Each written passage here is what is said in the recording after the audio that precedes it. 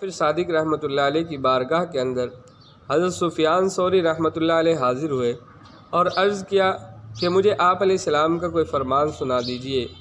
تو انہوں نے فرمایا مجھے میرے والد حضرت زین العابدین نے بیان کیا اور ان کو ان کے والد حضرت حسین رضی اللہ تعالی نے بیان کیا کہ آپ علیہ السلام کا ارشاد ہے من انعم اللہ علیہ بنعمت فلیحمد اللہ، کہ اللہ رب العزت اگر کسی بندے پر نعمت کے ذریعے سے انعام کرے تو اسے اللہ کی تعریف اور اللہ کی حمد کرنی چاہیے،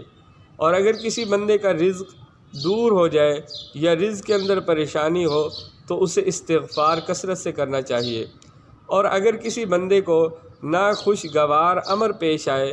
یا کوئی مشکل امر پیش آ جائے تو اسے کثرت سے لا حول ولا قوت الا باللہ پڑھنا چاہیے۔ یہ عمل حضرت جعفر صادق رحمۃ اللہ علیہ نے بیان کیا۔